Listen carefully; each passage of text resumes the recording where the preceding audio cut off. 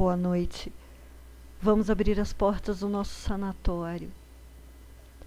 Monte Cristo Homestead é um daqueles lugares em que a história ficou gravada em cada canto, se transformando no lugar mais assombrado da Austrália. A mansão foi construída em 1884 por Christopher Crowley em sua fazenda de criação de cavalos, onde também havia uma fábrica de laticínios.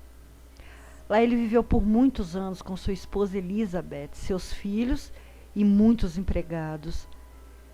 Elizabeth Crowley chegou até a ser chamada de Rainha Vitória por sua classe, mas era uma mulher muito difícil de lidar, jamais sorria e tratava seus empregados de forma muito dura. Usando sempre vestidos pretos e com uma expressão carrancuda, ela fazia uma figura assustadora. Em 1910, com 69 anos, o Sr. Crowley morreu de insuficiência cardíaca, causada por um abscesso no pescoço. Esse problema surgiu por causa dos colarinhos apertados que usava. Depois disso, Elizabeth mergulhou completamente no luto, transformando todo o andar superior da mansão em uma capela. Nunca mais saiu de casa e tudo o que fazia era ler a Bíblia, rezar e atormentar os empregados. E em 1933, com 92 anos, ela também morreu. Ter alguém como a Sra. Crowley vivendo em casa já deve ser uma coisa assombrosa por si só. Mas a coisa na casa é muito melhor que isso. A mansão Monte Cristo foi o cenário de muitas tragédias, deixando lá assombrações residentes.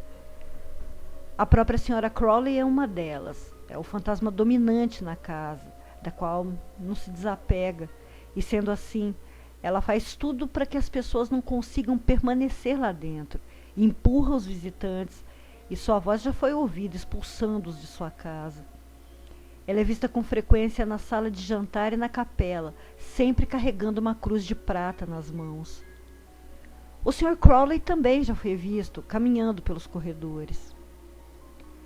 Após o último membro da família Crowley deixar a mansão em 1948, ela ficou por muitos anos abandonada, por causa da sua fama de assombrada e amaldiçoada. Até que o casal Reg e Oliver Ryan compraram a propriedade, totalmente vandalizada, isso em 1963. As condições da casa eram terríveis, sem água corrente ou eletricidade, sem portas e janelas. Mas Reg não se importou e imediatamente mudou-se para a fazenda com a mulher e os filhos. Ele nunca soube explicar, mas disse que quando colocou pela primeira vez os olhos na casa, sentiu como se ela o chamasse e jurou que um dia a mansão Monte Cristo seria dele. E assim foi. Nem mesmo as histórias sobre a casa o fizeram mudar de ideia. Na noite anterior à mudança, Reg e Olive tiveram uma amostra do que os esperava. Ao levar alguns móveis, viram que as luzes de todas as janelas estavam acesas, mesmo estando a casa sem eletricidade. Mas quando entraram, já estava tudo novamente às escuras. Após a rápida reforma, Reg começou a sentir estranhas presenças na casa, mas nada que o incomodasse ou causasse sensação ruim, como se realmente a casa sempre fosse para ser dele. Mas isso não impediu que tanto ele quanto a família fossem testemunhas de inúmeros fenômenos. A primeira aparição foi de uma mulher jovem usando um vestido antigo, caminhando todas as noites pela varanda da frente. Ele também ouvia vozes que o chamavam pelo nome, mas ao verificar, nunca encontrava ninguém. A esposa de Reg ficou aterrorizada ao presenciar uma mulher estranha saltando da sacada do segundo andar e desaparecendo assim que tocou o chão. Mais tarde, eles ficaram sabendo que se tratava do fantasma de uma empregada que, devido aos maus tratos da Sra. Crowley e por estar grávida e solteira, pulou para a morte. Mas há também quem diga que ela teria sido empurrada ou forçada a pular. Talvez o filho fosse do Sr. Crowley. As manchas de sangue ainda podem ser vistas no exato ponto onde ela caiu. Também no segundo andar, ocorreram pelo menos mais 3 mortes. No mesmo quarto em que morreu o Sr. Crowley, uma jovem, provavelmente outra empregada e grávida dele, morreu em consequência de um parto muito longo e doloroso, e a criança também não sobreviveu. O curioso é que não há uma sacada do lado de fora desse quarto, mas sempre são vistos rostos, muitos rostos de crianças olhando pela janela. Em toda a mansão, o ponto mais carregado é a escadaria da sala principal. Lá, outro bebê teve uma morte trágica e bem estranha.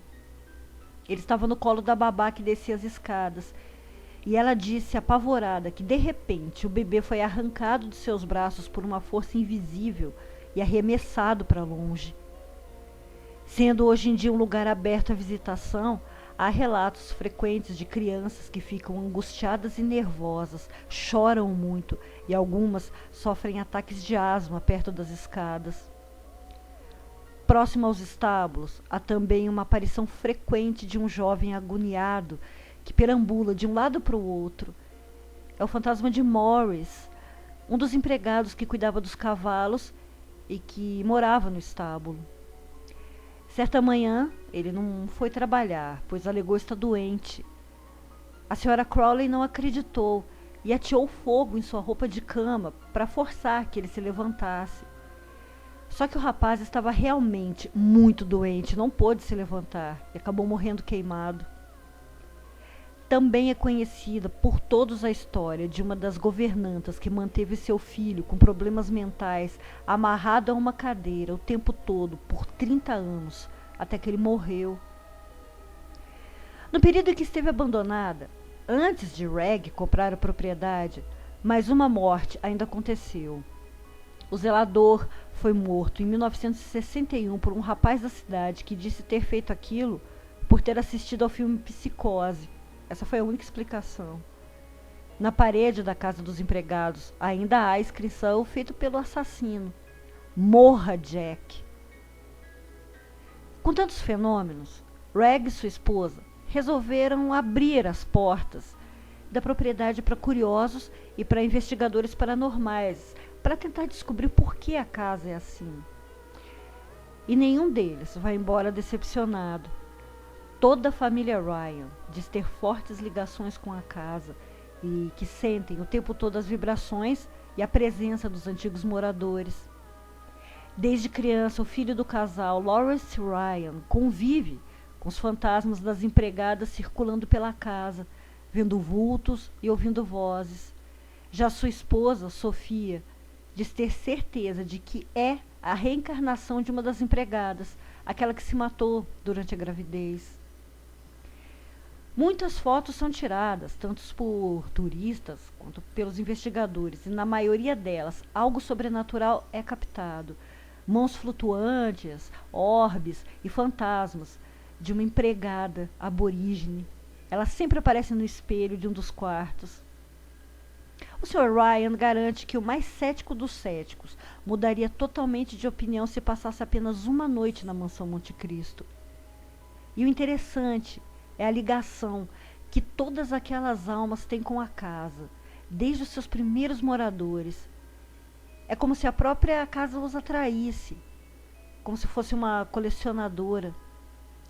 Quem passa por aquelas portas nunca mais sai, só não se sabe o porquê. Semana que vem eu volto, com mais um lugar perdido no mundo, mas um lugar onde os fantasmas são donos. Doutora Plague, fechando as portas do sanatório. Boa noite. Vão dormir.